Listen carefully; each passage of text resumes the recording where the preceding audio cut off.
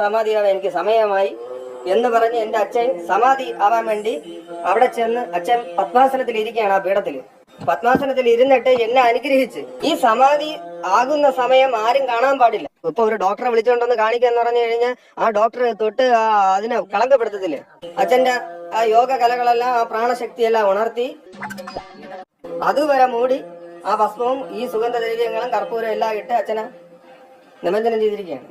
ഇന്ന് എനിക്ക് അച്ഛനെന്ന് പറയാനും പറയാൻ പറ്റില്ല. ഇനി അച്ഛൻ ഈ ക്ഷേത്രത്തിന്റെ യോഗീശ്വരനാണ്. നിങ്ങൾ പറയുന്ന കാൺക്രീറ്റിൽ ഉണ്ടാക്കിയ സ്ലാബ് അല്ല, അത് മലയാളിയിലെ കൃഷ്ണശിലയാണ്. അതിനെയാണ് നപുംസക ശില എന്ന് പറയുന്നത്.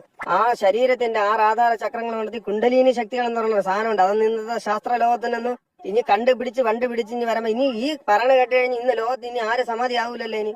അപ്പൊ നമ്മൾ ഇതെല്ലാം കഴിഞ്ഞിട്ട് 3:30 ആയപ്പോഴ് പോസ്റ്റർ കൊണ്ടൊട്ടിച്ച് അച്ഛൻ സമാധിയായെന്ന് പറഞ്ഞ് പോസ്റ്റർ ഒട്ടിച്ച്. മനസ്സിലാക്കണം, ഒരാൾ സമാധി ആവണമെങ്കിൽ നാട്ടുകാർക്ക് എന്തിനാ സർട്ടിഫിക്കറ്റ്? നാട്ടുകാരെ സർട്ടിഫിക്കറ്റ് മാറ്റി കൊണ്ട് അച്ഛന് കയറിയിരിക്കാൻ